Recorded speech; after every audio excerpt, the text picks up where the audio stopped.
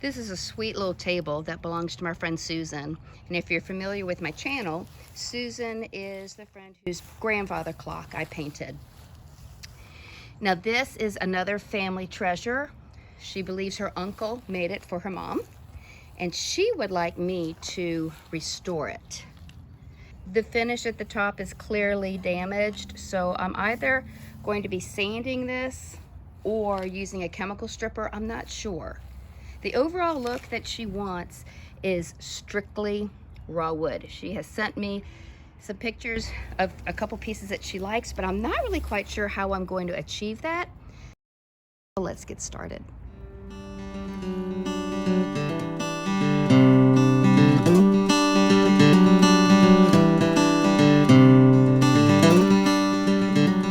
I think the easiest thing to do would be to see if I can remove the base from the top, because I might be able to get away with sanding the top, but I'm gonna definitely have to be putting chemical stripper on the legs, and I just think it would make it much easier by doing so. So the construction looks easy. It just has 4 big screws here. I'm not gonna deal with these 2 on the side. So I'm just gonna unscrew these 4 and see how that goes. Super, super easy. And I will definitely be storing these screws in a safe place. Now I'm also going to unscrew these 4, because if that's all that's keeping this piece in place, I want to remove it because it would be much easier to sand it and not have to strip it. So maybe that way I'll only have to strip the legs. So there we go. Lovely. I'm going to start stripping the legs. Might do just 1 or 2 at a time and see how it goes. I have my respirator I'll be putting on, eye protection. We'll be wearing gloves to protect my hands. And then I'll be pouring some of my chemical stripper into this container, and I use this nasty old bristle brush to apply it. I'm gonna let it sit for a while, and then I'm going to scrape it with a plastic or a metal knife. Or most likely, I'll just use a number 2 grade steel wool pad to try to remove the debris. I wrapped up the legs in plastic wrap so that while the chemical stripper was doing its job, it wouldn't dry out.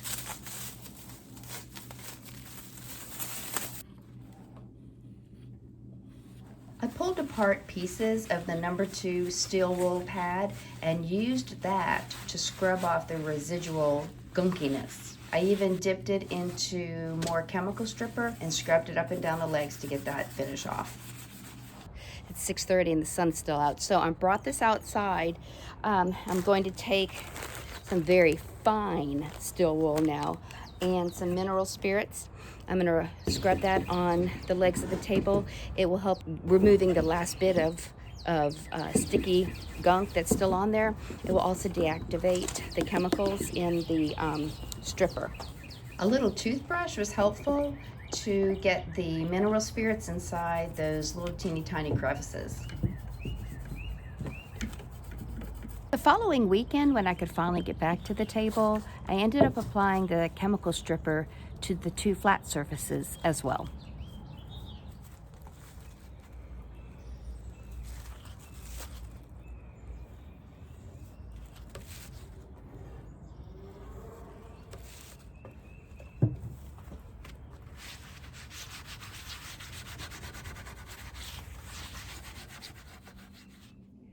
They've had time to dry, and I'm noticing that even though I've stripped them of their finish, they haven't changed much in color at all. So I'm going to start sanding her and then see if that removes any color, and if not, I'll try something else.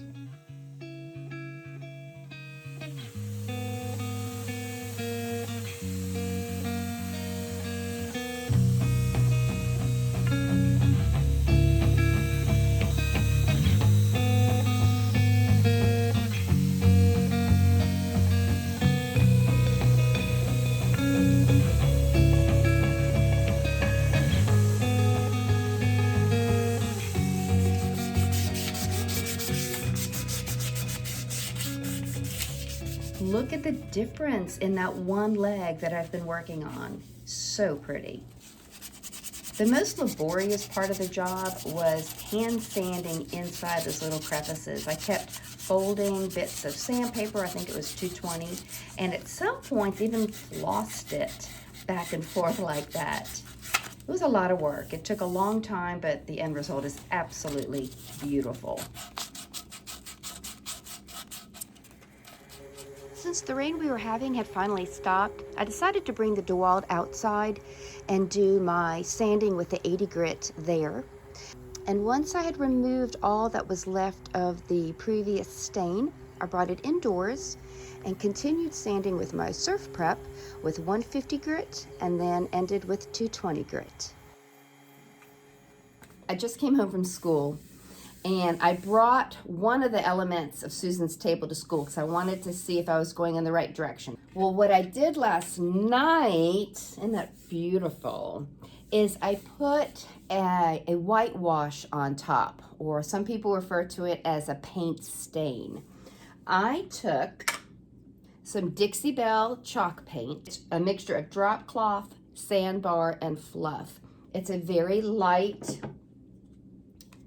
beige. This is what the paint color would look like. I put it in a separate container and I put half paint, half water to create this paint wash. It's very watery.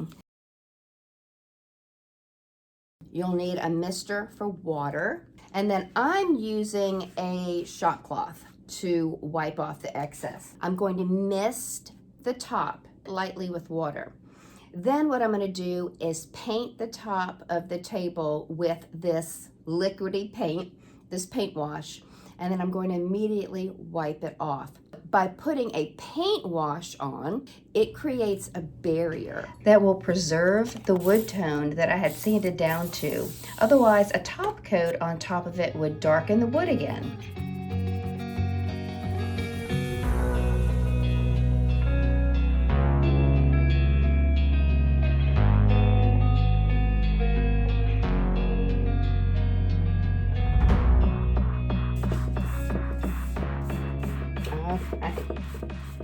Now again, you want to not only paint it on in the direction of the wood, but you want to wipe it off in the direction of the wood also.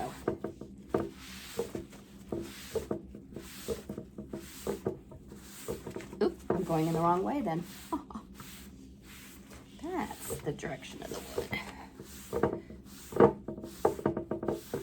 Okay, I'm going to go turn it over to a dry part of the rag.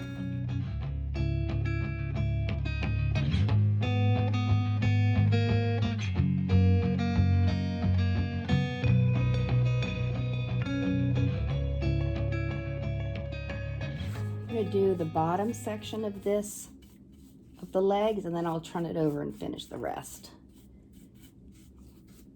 I'm just going to do that much.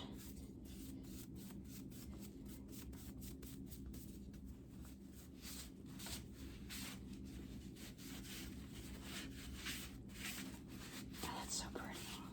Oh, I love it. Oh, that is so pretty. Oh, I love that. Oh my gosh. Look at the difference between this one and that one. Oh my gosh.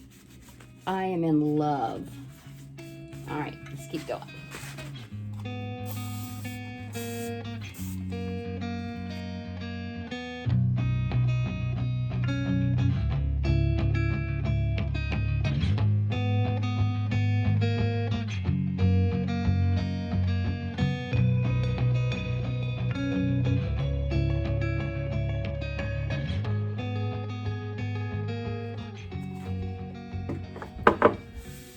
I'm going to go ahead and screw in the top, give it a top coat, and then it'll be done. I'm using Dixie Belle's top coat in flat. I wanted a flat finish. I wanted it to look as naturally like raw wood finish as possible, so I didn't want any sheen to it. I've poured a little bit of it into a bowl. I'm using Dixie Belle's sponge that I've lightly dampened with water. So I'm going to dip it in. wipe off the excess, and I'm going to go in the direction of the grain of the wood. You want to put a little bit on, swipe it, and then move on.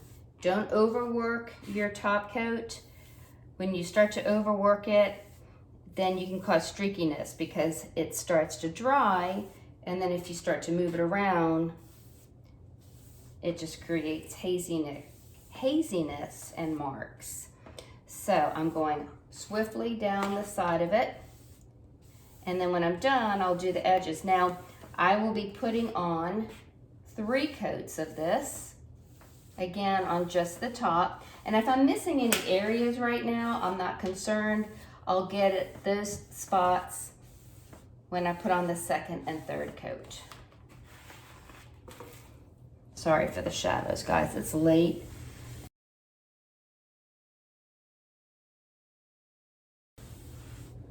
And that is it. 2 more coats and I'm done.